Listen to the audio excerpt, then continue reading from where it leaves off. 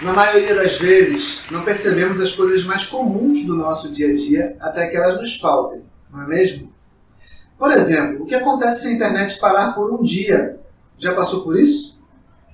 O que acontece se faltar água na sua casa por uma semana?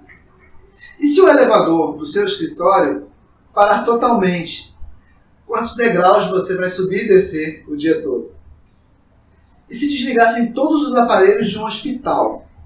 Ou se estragasse toda a comida da sua geladeira? Sabia que existe uma forma disso tudo acontecer ao mesmo tempo? Nos acostumamos tanto com a eletricidade, ela é tão comum no nosso dia a dia, que parece que ela nunca vai faltar. Está nos nossos relógios, nos nossos celulares, nos aparelhos que usamos ao nosso redor, e na maioria das vezes, nem nos damos conta. Você não estaria me assistindo agora sem ela. Mas basta um blackout e ligamos o botão do caos. A eletricidade abastece as nossas vidas, nos traz saúde, conforto, qualidade de vida, dignidade, conectividade, educação, entretenimento, nos traz transporte, produção, agricultura. Sem eletricidade, as bombas não bombeariam água para as nossas casas, nem combustível para os nossos veículos. E o trânsito, imagine, viraria um caos. Hospitais, indústrias, empresas parariam. Os alimentos nos mercados e nas nossas casas seriam perdidos. Não sabemos mais viver sem energia elétrica. Ela traz muitos benefícios. Mas qual o custo disso? Será que temos mesmo que sacrificar recursos naturais e o planeta para gerar nossa própria energia?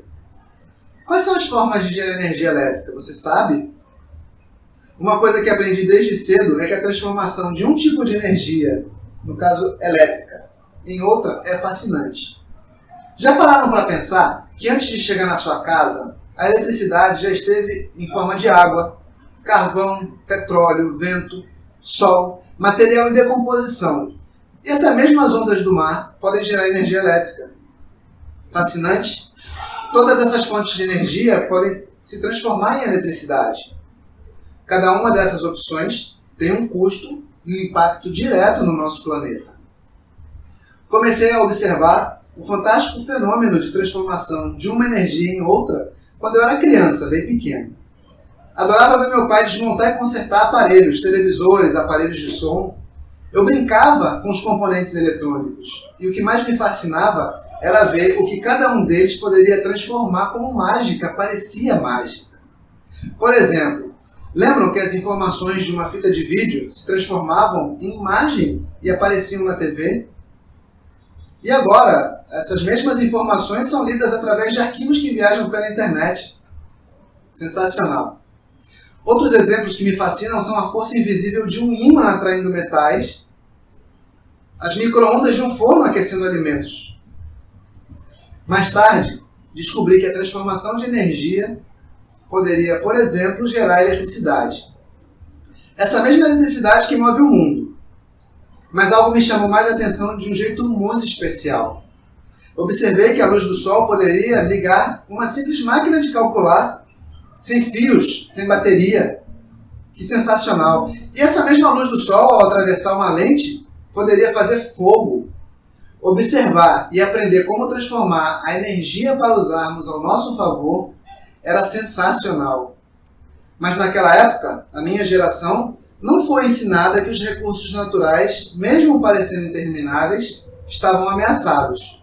De vez em quando até vimos esse assunto no noticiário, mas as pessoas estavam ocupadas demais com seus problemas pessoais, muito mais do que com a nossa grande morada, com o nosso planeta. Pois é, não era evidente naquela época que estávamos acumulando um problema sério, destruindo o planeta. Nem era evidente o que deveríamos fazer para resolver isso. Não havia um plano. Parecia um assunto distante demais para nos preocuparmos. Agora, a conta está chegando. Mas ainda temos como resolver. Sempre cobramos que as grandes mudanças venham dos governos e das ações ambientais.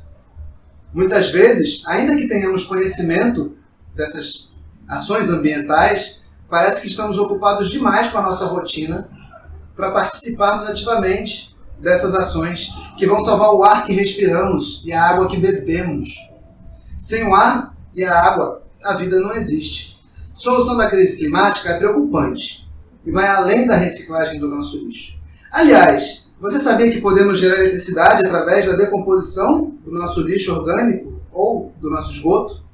Não é fascinante isso? Mas precisamos passar por uma profunda reciclagem dos nossos hábitos, comportamentos e atitudes. Precisamos investir em tecnologia, sim.